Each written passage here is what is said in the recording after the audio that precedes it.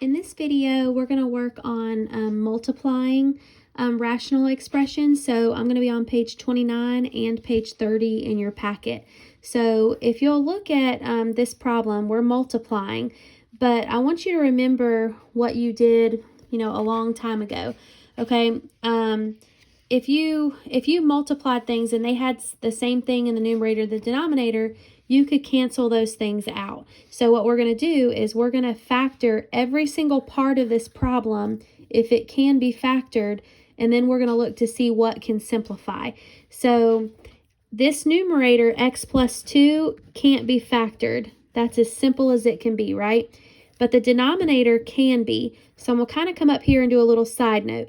So what can I multiply to get negative 12 that adds together to give me a negative 4 in the middle? Well, it would be negative 6 and positive 2. So my denominator would factor as x minus 6 and x plus 2 times. Now, this right side expression, this numerator is difference of squares. So that would be x plus 6, x minus 6. And then the denominator does not factor. That's as simple as it can be. So now I have to look at this and see, well, is there anything that will cancel? All right, so the x minus 6 here would cancel with this x minus 6 here. Now, it's okay to cancel across the operation, but one has to be in the numerator and one has to be in the denominator. You can't cancel something if both of them are in the numerator or both of them are in the denominator. It has to be 1 and 1, okay? Now I can also cancel this x plus 2 with this x plus 2, all right? Because one's in the numerator, one's in the denominator. But then all I have left is this right here, right? So that's my simplified answer. So I would get x plus 6 over x minus 2. That's my answer. Now, in terms of extraneous solutions, x cannot be positive 2. Because if I put a 2 in here for x, if I substituted that in, 2 minus 2 would be 0, and that would give me undefined. All right, so if you look at example 2, we have to factor the numerator and we have to factor the denominator, but this side is okay. So I'm going to kind of do a little side note up here. So to multiply to get negative 2, I'd have to multiply 2 and 1, but the 1 would be negative because 2 and negative 1 gives me a positive 1 in the middle. So this numerator would be x plus 2, x minus 1. The denominator, I have to factor that. So what can I multiply to get negative 6 that combines to give me a positive 5? So that would be positive 6 and negative 1. So this denominator will be x plus 6, x minus 1 times. Now I still have to include this part. So I have the x plus 6 and x plus 5. So now I need to see, well, does anything cancel? So my x plus 6 cancels here, and my x minus 1s cancel here. That leaves me with x plus 2 in the numerator and x plus 5 in the denominator. So that is my simplified answer. So my extraneous solution would be negative 5. So when I'm writing this, x is not equal to negative 5. That's what this symbol means, that it cannot equal negative 5. And that's because it would make my denominator 0, which again is undefined. All right, so let me flip over to page 30 in your packet.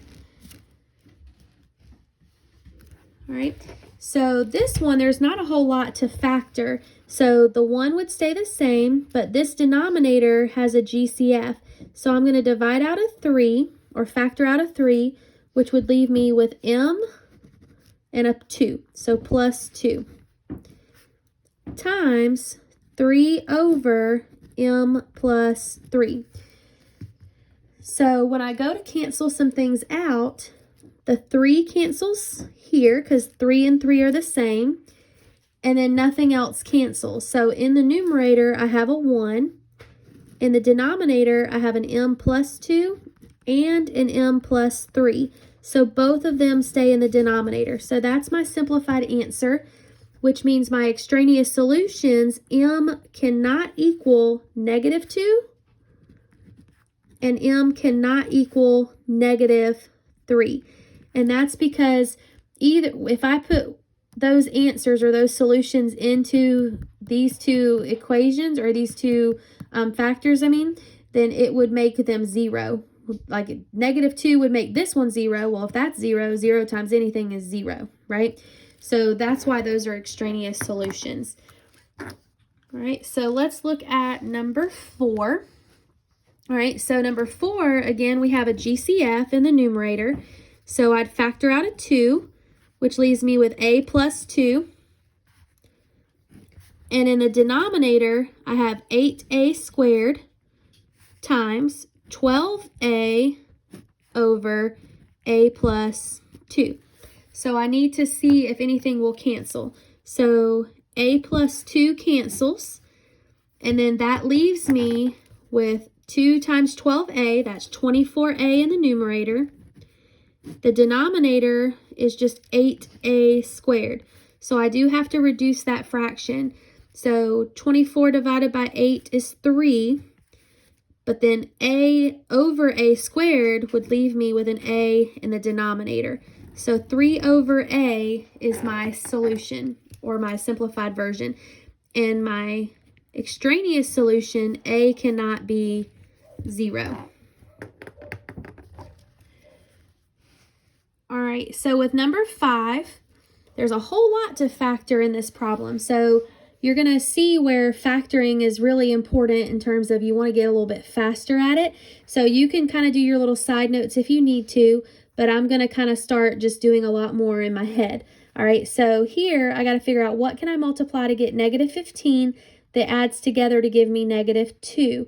And so it would be y plus 3 and y minus 5. Because 3 times negative 5 is negative 15, but 3 and a minus 5 combine to give me negative 2 in the middle. My denominator, I have my y's. What can I multiply to get negative 10? Well, it would be 5 and 2. But in order to get negative 3, the 5 has to be negative and the 2 would have to be positive. On the right side, I have my two factors. All right, what can I multiply to get 3? 1 and 3. But the only way to get a negative 4 is for them to both be negative.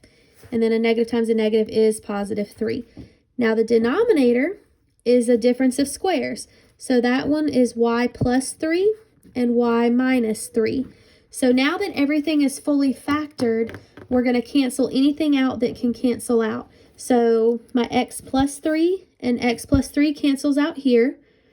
X minus 3 cancels out here. I keep saying x, but it's really y. Y minus 5 and y minus 5 cancel. And then that's all I have left. So my simplified answer is y minus 1 over y plus 2. My extraneous solution is that y cannot equal negative 2. All right, so one more multiplication. We're still on page 30. So with this one, I'm going to have to do a little more work because of this little 2 in the front. So that means I'm going to have to do some factor by grouping. All right, so if I want to multiply for the numerator, all right, I'm going to have to say 2 times negative 2, that's negative 4, right? So I'm going to do some side notes. That's negative 4. What can I multiply to get negative 4 that combines to give me a negative 3? Be a negative 4 and a positive 1. So I'm going to have to replace this middle term. So I'm going to have 2x squared minus 4x plus 1x minus 2. So I'm kind of doing a little bit of a side note here. So this is where we split our problem in half. The GCF on the left side is a 2x, which leaves me with x minus 2. On the right side, I would factor out a 1, which leaves me with x minus 2. And since my parentheses are the same, I can feel like I probably did that properly. All right, so these are my factors. So now that I know my factors, I have to go back to this original problem, and I'm going to replace that numerator with these two factors. All right, so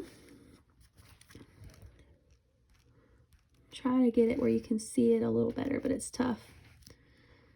All right, well, it is what it is. Okay, so I'm going to have x minus 2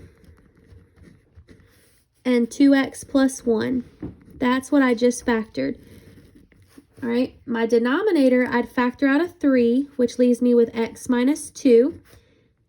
And then on the right side, I still have a 6x, but in the denominator, that's actually a difference of squares because 4 and 1 are both perfect squares.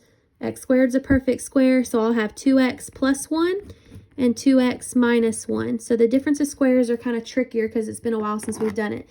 All right, so now I'm ready to simplify. So x minus 2 cancels, 2x plus 1 cancels, and then that's kind of all I have left. All right, so that leaves me with 6x over 3 times 2x minus 1. And I can actually simplify one more time because 6 divided by 3 is 2.